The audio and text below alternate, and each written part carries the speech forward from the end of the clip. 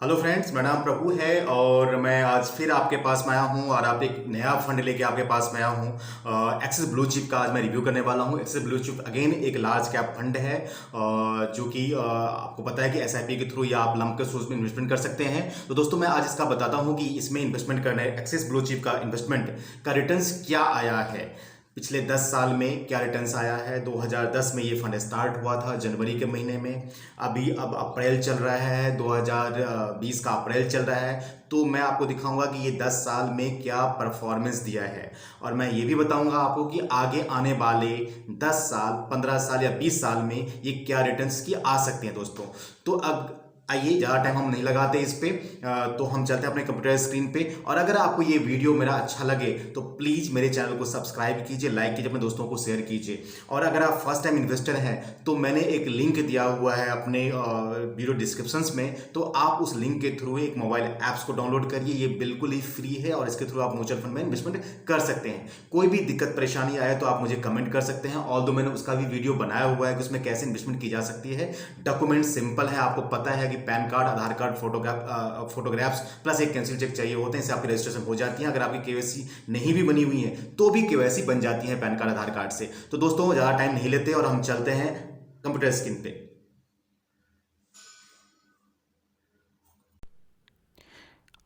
Hello friends, तो मैं आ चुका हूँ मैं मेरे कंप्यूटर स्क्रीन पे और आप देख रहे हैं मैं आज जो रिव्यू कर रहा हूँ that is axis blue chip funds. ये लार्ज कैटेगरी का फंड्स है और इसके बारे में आपको बताऊंगा कि ये पैसा कहाँ लगाया हुआ और क्या रिटर्न्स आया है, और आगे अगर इस फंड्स में मैं बना हुआ हूँ या बने आगे तक बने रहेंगे तो इसमें क्या रिटर्न्स मैं एक्सपेक्ट कर सकता हूँ। ये सारी चीज़ें मैं आपको इसमें लेके आ रहा हूँ। तो अगर आप फर्स्ट टाइम इन्वेस्टर हैं या इन्वेस्टमेंट करने की सोच रहे हैं, पहला है तो भी, या अगर आप एग्जिस्टिंग इन्वेस्टर हैं, किसी भी म्यूचुअल फंड में इन्वेस्टमेंट किया है, दोबारा से इन्वेस्टमेंट करना चाहते हैं, तो इस वीडियो को जरूर देखें और मेरे वीडियो को लाइक करें, सब्सक्राइब करें जरूर, क्योंकि मैं हमेशा नए फंड्स के बारे में रिव्यू लेके आता रहता हूं और आप लोगों से मैं बताता रहता हूं कि कहाँ पे क्या चेंजेज आई हैं और नई इस टाइम पे क्या सबसे बेस्ट फंड है चल रहा है।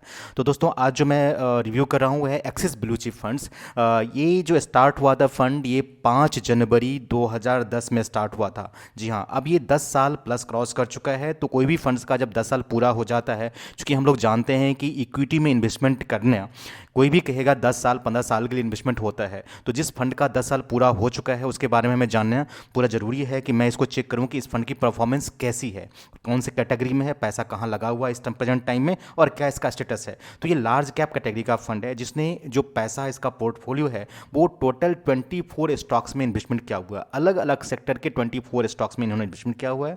ये इक्विटीज का एक्सपोजर, जो इस फंड का इक्विटी एक्सपोजर आप देखें, ये देख रहे हैं 78.1% का इक्विटी एक्सपोजर है इसमें पैसा। तो और आगे मैं चलता हूँ इसमें से कि जो 20 टॉप इसके फंड परफॉर्मिंग फंड है, सॉरी टॉप जो स्टॉक होल्डिंग है वो कौन कौन सा है, कहाँ कहाँ पे इन्होंने ने पैसा लगाया हुआ है। तो दोस्तों, आप देख सकते हैं कि ये एवेन्यू सुपरमार्ट लिमिटेड है, ये रिटेलिंग कंपनी है जहाँ पे इन्होंने ऑलमोस्ट 7% का इन्होंने पैसा लगाया हुआ है इसमें। अगर आप देखें तो 7.14% का इन्होंने इसमें लगाया हुआ है, रिटेलिंग कंपनी में लगाया है। दूसरा जो इनका सेक्टर है, कोटक महिंद्रा बैंक में इन्होंने लगाया हुआ है 7.14% का। आप देख सकते हैं वो रिटेलिंग कंपनी थी और ये बैंकिंग कंपनी है जो टॉप 10 होल्डिंग है। Again bank, Kotak Mahindra bank के बाद जो इनका थर्ड होल्डिंग है वो एचडीएफसी बैंक लिमिटेड में है, और ऑलमोस्ट इसमें भी सेम ही है, ये सेम जितना कोटक महिंद्रा में लगाया हुआ उतना ही एचडीएफसी बैंक में लगाया हुआ है। ये देखेंगे, ये लगाया हुआ है 6.06% का उनका होल्डिंग इसमें कोटक महिंद्रा में है इनका, जो देखेंगे आप, एचडीएफसी बैंक में है इनका वेन्यू।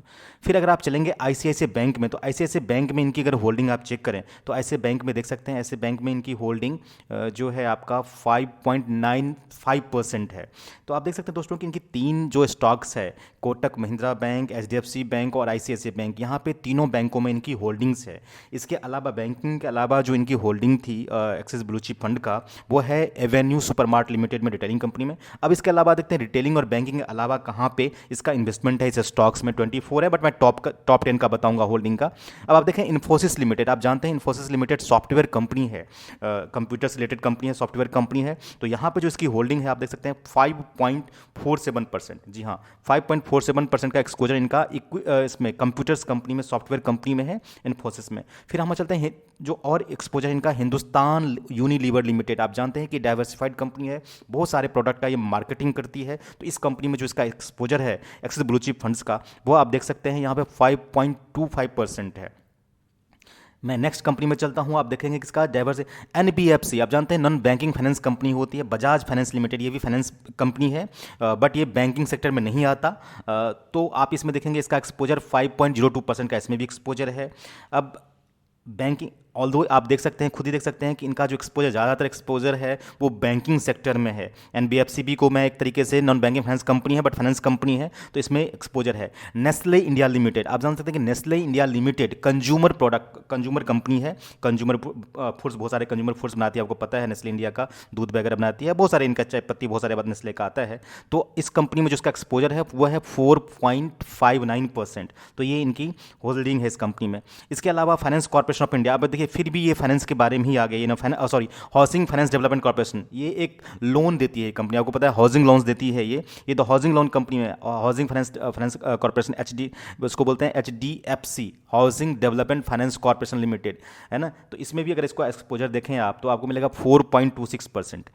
तो अब आप एक तरीके से देख सकते हैं कि इनका ज़्यादातर ज़्यादा होल्डिंग फाइनेंस कंपनी में है। एशियन पेंट्स लिमिटेड, ये पेंट्स कंपनी है जहाँ पे कि इसका जो होल्डिंग है, आप जानते हैं एशियन पेंट्स के बारे में, घरों में दीवारों वगैरह में जो भी सफ़ेदी आप करवाते हैं तो इसी एशियन पेंट्स का ज़्यादातर यूज होता है। तो इस कंपनी में जो इसका एक्सपोजर है दैट इज़ 4.06%।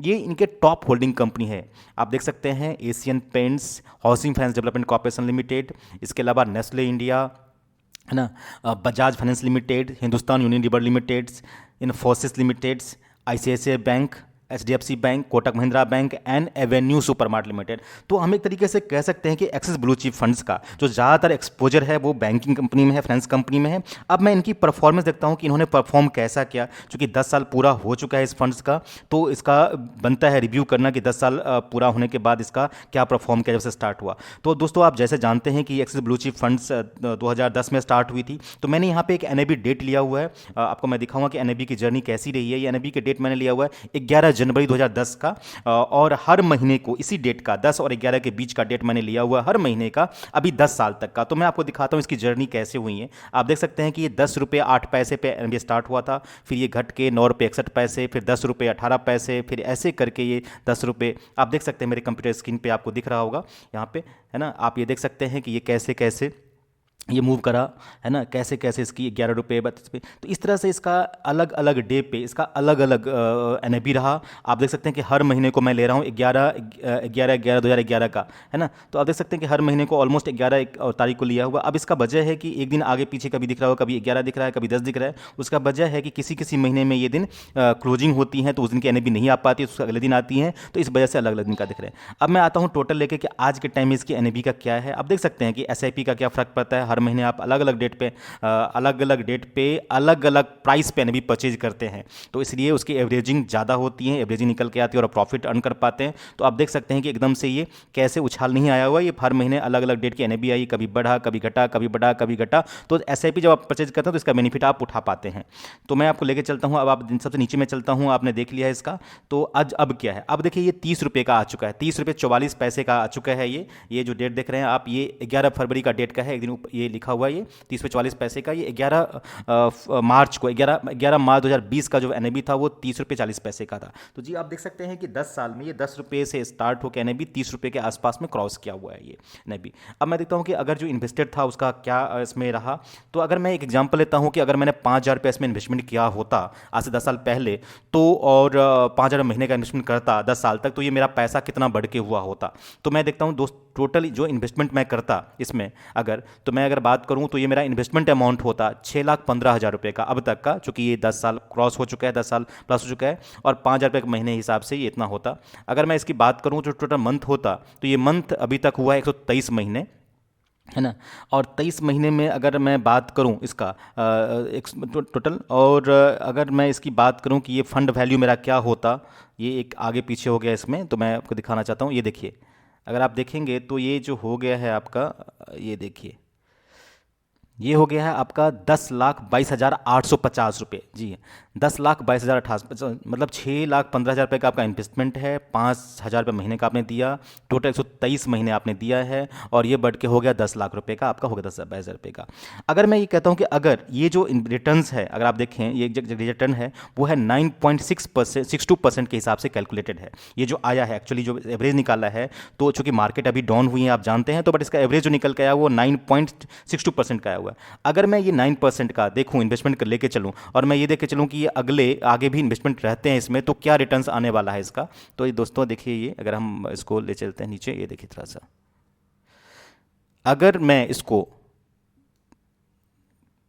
15 साल तक इन्वेस्टमेंट रहता इसमें, टोटल में रहता इसमें इन्वेस्टमेंट, तो आप ये देखें, ये 20 साल के में अगर 9% का रिटर्न आएगा इसका, तो देखिए कितना आएगा।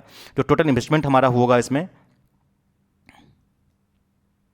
ये रहेगा टोटल जो मेरा वेल्थ बनेगा, वो बनेगा 32,17,281 रुपये का। जी, 32,17,281 रुपये का। लेकिन अगर मैं यही चीज़, अगर मैं 25 साल के लिए इन्वेस्टमेंट रहता हूँ, देख रहे हैं अब ये 25 साल का मैं अगर इन्वेस्टमेंट हूँ, इसमें रहूँगा 25 साल का 9% पे जो अगर इंटरेस्ट अगर मैं करूँ, तो ये आएगा अपना 53 लाख रुपए का। ये जी, 53,56,540 रुपये का। और अगर यही मैं 30 साल के लिए कर लेता हूँ, तो ये 85 लाख रुपये का आपका इसमें ये आता है। ये देखिए, सॉरी, ये इसमें आप अगर हैं 25 साल का, अगर हम देखें, अगर ये रिटर्न्स मैंने देखा 25 साल में अगर 12% पे आता है, ये अगर 12% का रिटर्न आएगा, तो आपकी फंड वैल्यू क्या होगी। टोटल इन्वेस्टमेंट चूंकि आपका इसमें 25 साल में 15 लाख रुपया हो जाएगा, है ना, 70 लाख रुपये का इसमें गेन आ जाएगा टोटल। तो टोटल आपका 85,000 रुपये, 85,11,233 रुपये आपका ये टोटल वेल्थ क्रिएटेड हो जाएगा।